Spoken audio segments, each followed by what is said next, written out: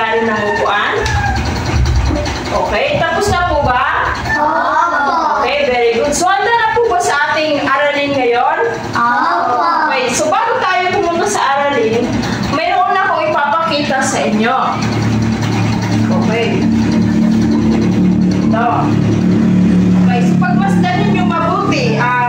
Turtle, ano bang nakikita mo sa mga larawan? Isda. Very good. Ano pa? Taas na kamay. Jaden. Very good. Ano pa? Yan, very good. Ano pa? Yan, gulay. Ano pa ba yun? Okay, very good. So lahat ng iyong sagot ay ano kaya itong mga nasa litrato? Yes, very good. Mga pagkain, mayroon tayong karne, isda at gulay at prutas. So may kinalaman ito sa ating aralin ngayon. So ang aralin natin ngayon ay tungkol sa, basahin mo nga ito, Jaja. Yes, very good. Palakpakan natin si Jaja. Well, ang ating aralin ngayon ay tungkol sa, ang talakayan natin ngayon ay tungkol sa paraan ng pag-iimbak ng pagkain. So, meron ba kayo ng pag-iimbak ng pagkain? Okay, so very good. Okay, so ano nga ba yung talakayan natin ngayon? Okay, so ngayon, alamin natin kung ano ba yung pag-iimbak ng mga pagkain. Ayan, so maaari ba nating basahin ng sabay-sabay ang pag-iimbak? Go!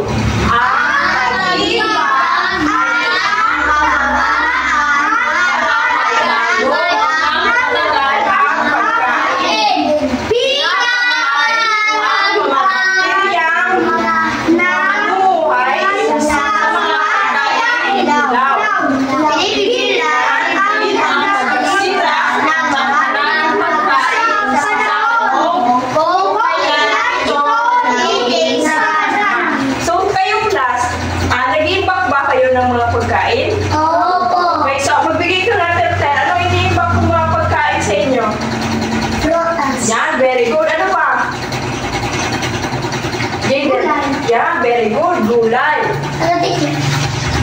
Natong. Okay, very good. Yan, so sa pag-iimbak, mayroon tayong 6 na pamamaraan. Ano nga ba ito? So ito ang pamamaraan ng pag-iimbak. So una, mayroon tayong pagpapatuyo. Yan, very good. Pagpapatuyo. Jaja, maaari mo bang basahin? Pinasisikat sa init ng araw ang isda sa karne. Yeah, very good. Nababawasan ang gata o tubig ng isda at karne. Yeah, very good. Ihiwa muna ang isda at nilalagyan ng asin bago bilansara. Okay, so ang pagpapatuyo po ay ito. Pamilyar po ba kayo dito? Opo! Okay, so ano nakikita niyo sa mga larawan? Mga isda! Ano ginagawa sa mga isda? Pinapatuyo. Gamit ang araw. Very good. Ito ang pagpapatuyo. Susunod naman ay okay, sunod. Meron tayong pagpapausok. Okay. So ang pagpapausok daw ay ang pamamaraan na nilalagyan ng asin ang isda at manok at natatapat sa usok na galing sa mahinang sunog ng pusok o balat ng kahoy. Nagkakaroon ng iba't ibang lasa tulad ng tapa at tinapa. So ginagamit natin ang pagpapausok para ma-preserve yung mga gusto nating pausukan. So isang halimbawa nito ay ang ito. Ano nakita nyo sa larawan? Sunog! So yan, sunog. Very good. Ano pa? Isda! Yan, isda. Tapos ano pa? Karne! Karne. Very good. Yan. Or yung pagtinapa. Meron ba kayong mga pagkain na pinapausukan? Magbigay ka nga ng halimbawa, Jacel. Isa. Yan, isa. Very good. Ano pa? Karne. Yan, very good. Karne. Okay, so sa pangatlong pamamaraan, meron tayong pagyeyelo. So, basahin nga natin. Pinakamagaling pamamaraan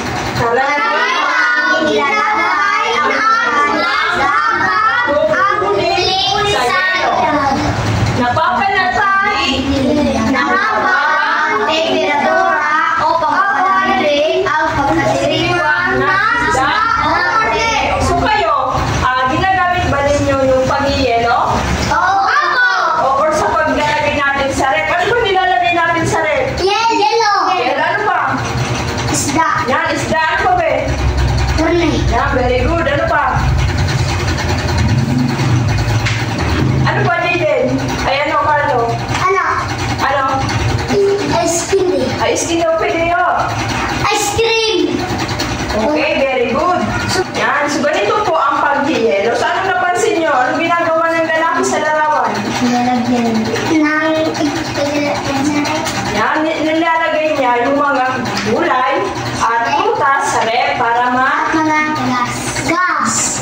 hindi mapanis, di ba po? Opo. Okay, very good. Ayan, so naintindihan na po ba ang paghihelo? Opo. Okay, susunod naman mayroon tayo dito. Pagsasalata. Okay, pagsasalata. Ayan, o dyan, Kev, maaari mo bang basahin ang pagsasalata? Paraan ng pag-iimbak kung saan inalis ang hinding Hangin at ginagamitan ng makina upang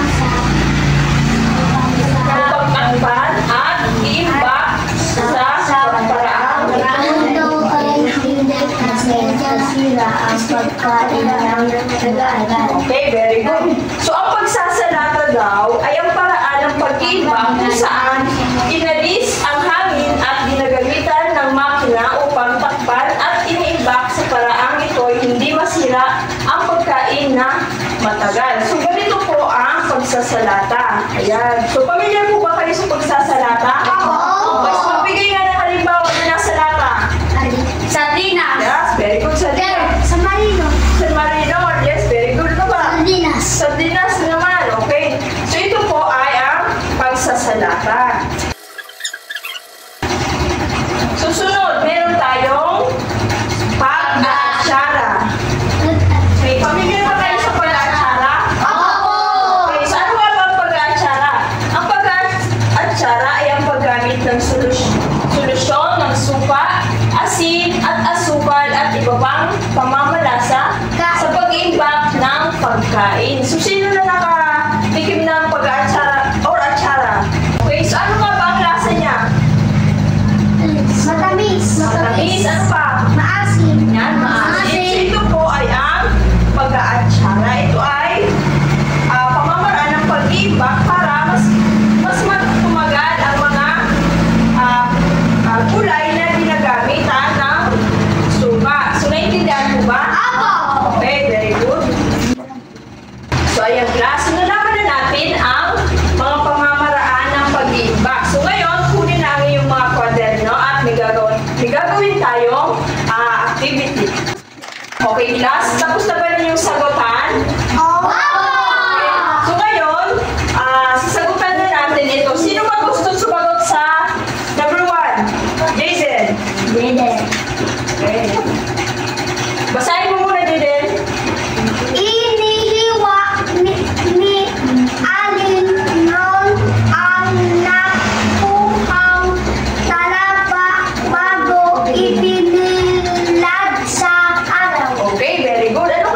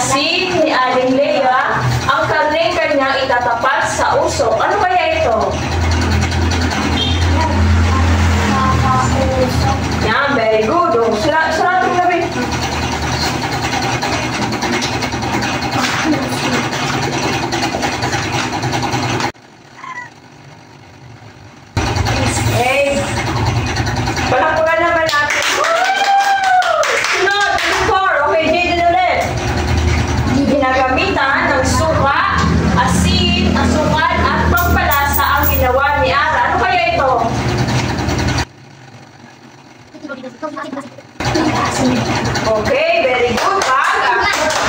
Sunod, number 5. Ito ang pamamaraan ni Aling Ana upang mapatigas at hindi mangamoy ang kanyang karne. Pag-aasin, very good. May palakpakan natin si John Claire. Number 6, sino gusto sumagot? Marco. Yasen. Andre. Ginagamitan ng metal na container ni Koji ang imbakit na putin ng mais. Ito ay, ano kaya ito? Okay, basahin nga ulit natin ang mga kasagutan. Una ay pagpapatuyo. Pagpapatuyo. Ng yelo. Pagpapausok. Pag-aasin. At pagsasalata. So, naiintindihan na po ba ang 6 na pamamaraan? Okay, so may simple na ako sa kasagutan. So, sa 6 na pamamaraan, ano yung pinaka-paborito nyo at bakit? Ikaw dyan, Ken. Dilata. Pagsasalata, bakit?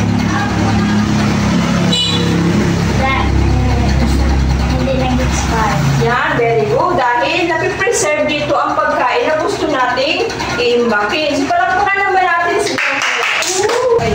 Ngayong class, hatiin ko kayo sa 3 pangkat. Yun po. Yeah. So, ang gagawin, makinig. Ang gagawin nyo po ay gagawa kayo ng atsara. Alam nyo ba yung pag-aatsara? Okay, so ngayon, pumunta na kayo sa inyong mga grupo at mag-meeting na kayo sa kung anong gagawin nyo bukas. Naintindihan po ba? Okay, so tapos na po ba mga bata? Okay, so nakapag-usap na ba ang mga kada pangkat? Okay, so dapat bukas handa na yung mga kagamitan sa pag-aatsara. Naintindihan po ba? Okay, very good. Okay, so sa paraan ng pag-iimbak ng pagkain, sa tingin ninyo, bakit kaya mahalaga ito sa atin? Anyone? Para mabusog. Mabusog? Ano pa? Para hindi kumain ng pagkain. Yes, very good. Si Jankeb. Ito po ay ang pamamaraan para ma-preserve natin ang ating mga pagkain at natutulungan tayo nito na gumawa ng mga produkto na pwede pang mapakinabangan. Tama po ba? Okay, very good. Okay, so tungkol saan nga ba ulit ang ating pinag-aralan ngayon?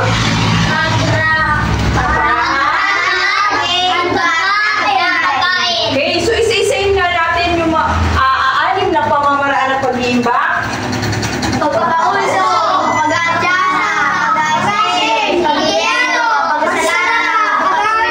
Okay, very good. So nalaman na natin ang 6 na pamamaraan. So muli, kunin ang iyong mga papel at sagutin ang activity na ito. Class, so nakahanda na ba ang iyong mga papel? Okay, so ngayon, sagutan na nga ulit natin ito. Una, anong nakikita nyo sa larawan? Anong nakikita nyo sa larawan? Yan ang globe.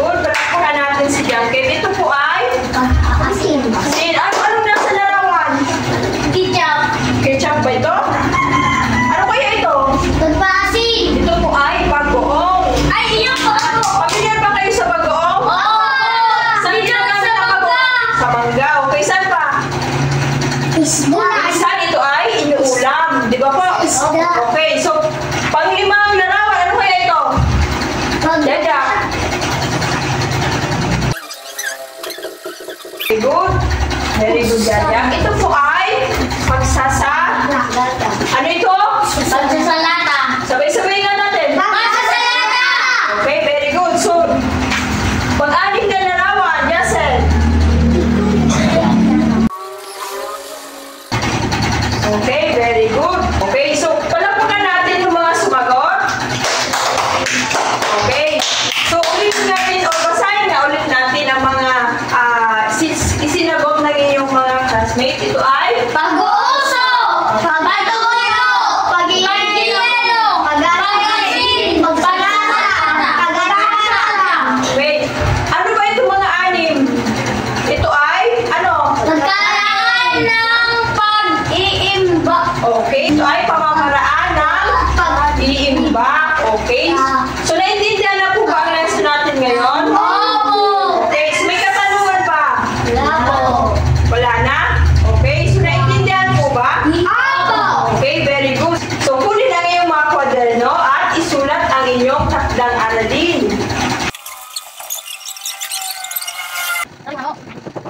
Okay, nakahanda na ba ang iyong mga kwaderno? Opo. Isulat ang ating takdang aralin sa ngayon. So, sa inyong takdang aralin, okay, class. So, sa inyong takdang aralin, magsaliksik tungkol sa pagmamatamis. Magbigay ng 10 halimbawa ng produkto sa paraang pag-iimbak sa pagmamatamis. Isulat ito sa kwaderno. So, naintindihan po ba ang ating takdang aralin sa ngayon?